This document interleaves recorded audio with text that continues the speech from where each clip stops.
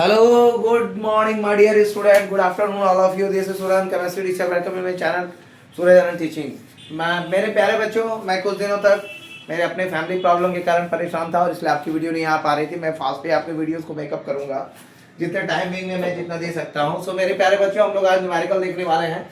Solutions chapter का unit 2 का chemistry class है, क्लास 12 की क्लास है। एग्जाम्पल नंबर 2.1 कैलकुलेट कीजिए मोल फ्रैक्शन इथाइलिन ग्लाइकोल का, जिसका फॉर्मूला है मॉलिक्यूलर C2H6O2 किसी भी सॉल्यूशन में जिसमें 20% C6H2S6O2 बाय मास है।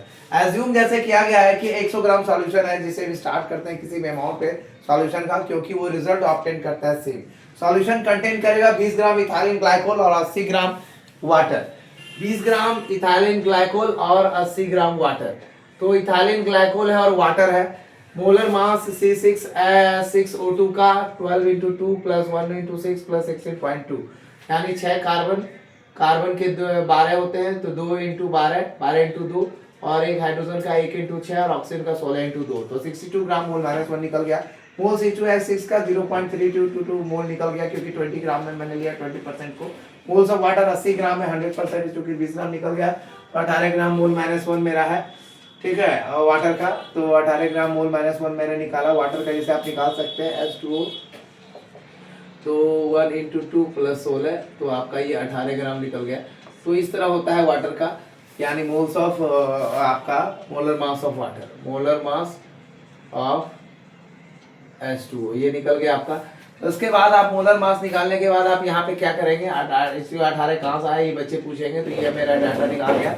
मोल्स ऑफ C2H6O2 ग्लाइकोल का 0.322 मोल है और मोल ऑफ वाटर हो गया 4.4444 मोल। तो एक्स ग्लाइकोल का मान के चलिए moles of C2H6O2 moles of C6H2 plus moles of H2O formula है। तो ये मैंने डाटा पुट किया 0.322 और ये इतना मैंने डाटा पुट किया, तो मेरा वैल्यू इतना आ गया।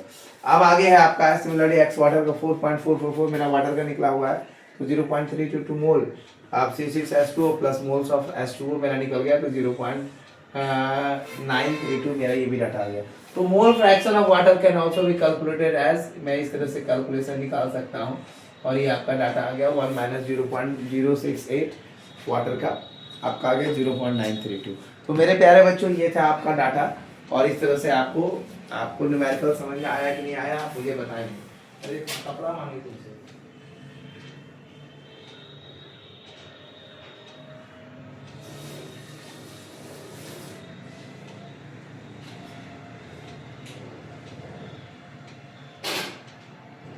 आपका सेकंड न्यूमेरिकल में जाने से पहले एग्जांपल 2.2 में मैं जाऊंगा। एग्जांपल 2.2 के बारे में हम लोग थोड़ा देख लें। एग्जांपल 2.2 हम लोग कैलकुलेट करेंगे, ठीक है। तो एग्जांपल 2.2 हम लोग कैलकुलेट करने जा रहे हैं और उसके बाद आप देखेंगे कि इसमें क्या डाटा है। ये क्वेश्चन आपका एनसीईआरटी में क्या पूछा गया है, जैसा कि आप देख सकते हैं एनसीईआरटी के बुक में, calculate the molarity of A solution containing 5 gram of NaOH in 450 ml solution. तो मोलैरिटी आपको निकालना है, किसका मोलैरिटी निकालना है? मोलैरिटी निकालनी है आपकी 5 ग्राम मोलैरिटी ऑफ सॉल्यूशन, जिसमें 5 ग्राम NaOH का 450 ml सॉल्यूशन में है, उसकी मोलैरिटी निकाल के दिखाइए। ये आपसे क्वेश्चन पूछा जा रहा है। तो मेरे प्यारे बच्चों, मैं आपको इंटरेस्ट क्वेश्चन आज नहीं बताऊंगा। आज मैं स्टार्ट कर रहा हूँ सिर्फ आपके, जैसा कि आप जानते हैं कि मेरा शॉर्ट जो रहता है वो आपका इंट्रोडक्शन वीडियो रहता है आज के उस दिन के प्रॉपर क्लास का। तो आज के चूंकि मैं बाहर से जर्नी करके आया हूँ इन द मॉर्निंग और अभी ज़्यादा नहीं 2 ही घंटे हुए हैं और मैं आपकी क्लास के लिए बहुत ही एग्रेसिव था आपसे बच्चों, आपसे मिलने के लिए। तो मेरी एग्रेसिवनेस को मैंने दूर करते हुए मोटिवेशन लेवल मैंने आपके लिए पूरा बना के रखा हुआ है। आप भी वापस मोटिवेट हो जाएं मेरे क्लास को लेकर के, और मैं कंटिन्यू करूँगा क्लास को, ये प्रॉमिस करता हूँ जितना ज़्यादा टॉपिक पढ़ा सकता हूँ। तो मेरे प्यारे बच्चों, आपका सॉल्व एग्जाम्पल 2.2 में मैं आ चुका हूँ। Calculate the molarity of A solution, calculate the molarity, molarity है ये, ठीक है। कैलकुलेट करने के लिए कर रहा है मोलैरिटी। मोलैरिटी और मोलैरिटी में मैंने डिफरेंस समझा दिया है। Calculate the molarity of A solution, molarity solution का निकालना है, ठीक है। मोलैरिटी सॉल्यूशन का निकालना है containing 5 gram of NaOH, containing 5 gram of NaOH in 415 ml solution. In 450 ml solution. तो ये आपका है, आपको कंटेन करना है, ये आपको कैलकुलेट करना है। तो मोल्स ऑफ NaOH क्या होता है, सॉल्यूशन में बता रहा हूँ, मोल्स ऑफ NaOH। तो मोल्स ऑफ NaOH आप निकाल लीजिए, यानी 5 ग्राम बाय 40 ग्राम मोल माइनस 1, 5 ग्राम बाय 440 ग्राम मोल माइनस 1, 40 ग्राम मोल माइनस 1, तो इक्वल टू क्या आपका हो जाएगा 0.125 मोल, 0.125 मोल ये आपका हो गया। ये 40 ग्राम कैसे आया, सोडियम का 23 होता है, ऑक्सीजन का 16 होता है और इसका आपका होता है 24 और आपका टोटल जो है ये मोलैरिटी निकल गई आपकी। तो NaOH सोडियम 23 2 16 1 17 13 आपका सोडियम का हो गया, तो 17 और 13 7 3 10 और 1 1 30 10 40 ये हो गया। तो ये 40 ग्राम मोल में आपका चूँकि 450 है सोडियम 24 25, ठीक है, 40 ग्राम में निकालना है आपको। तो 40 ग्राम मोल माइनस 1 का volume of solution in litre, volume of solution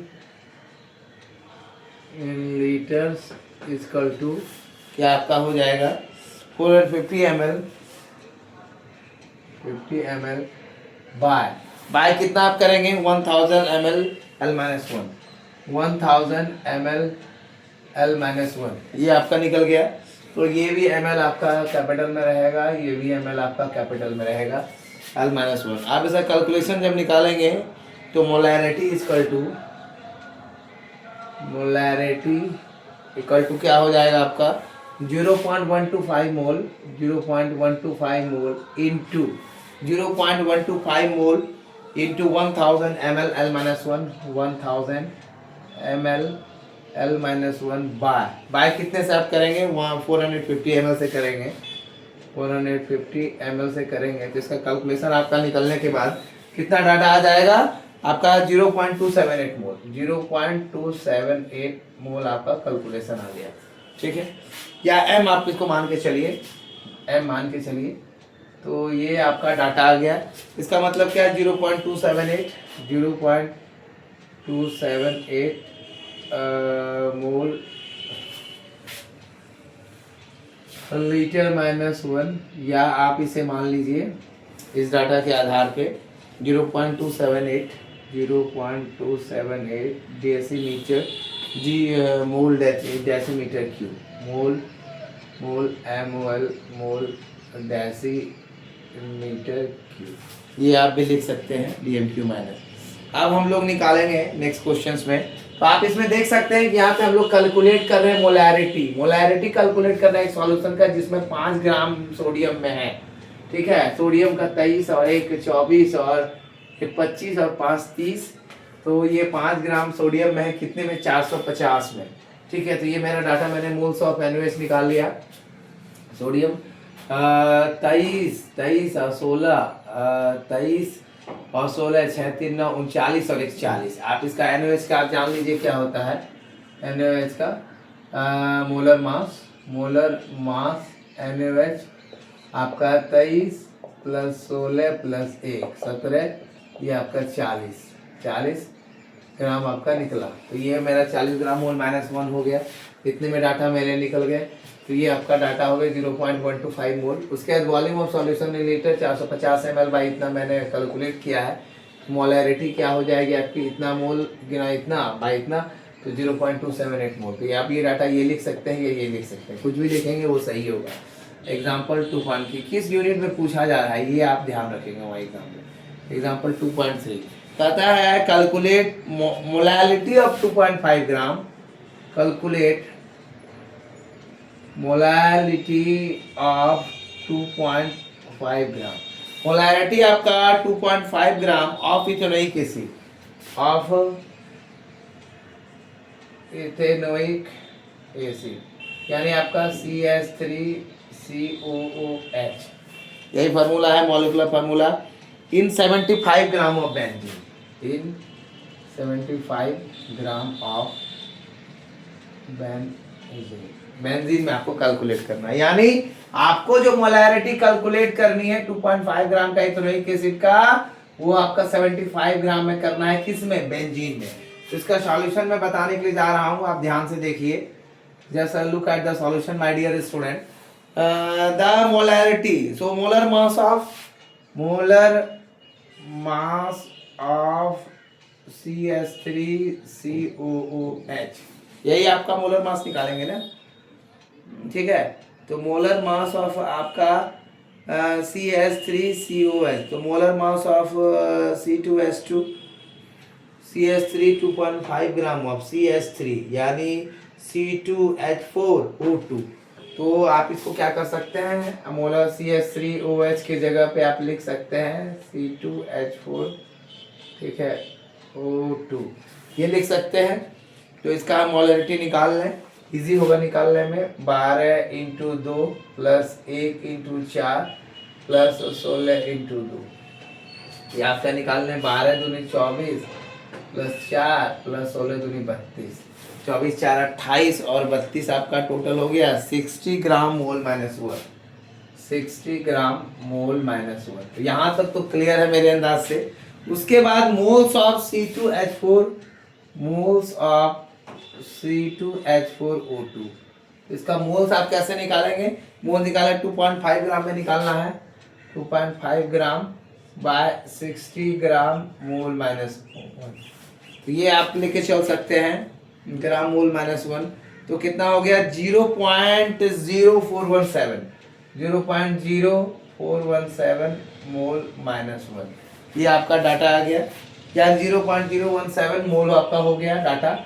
तो ये आपका कैलकुलेशन निकल गया। उसके बाद हम लोग क्या करेंगे कि मास of benzene in kilogram, mass of benzene in kilogram, कितना मास ऑफ बेंजीन दिया हुआ मेरा किलोग्राम में, यानी केजी में। आप पूरा किलोग्राम ना लिख के शॉर्ट में लिखें केजी में। तो कितना दिया गया है मेरा दिया गया 75 ग्राम, 75 ग्राम बाय 1000 ग्राम, ठीक है, KG minus 1, KG minus 1, KG minus 1। इसका डाटा आपको कितना निकलेगा? 75 into 10 to the power minus 3, 75 into 10 to the power minus 3 KG आपका निकल गया डाटा। उसके बाद आप क्या करेंगे? Molarity of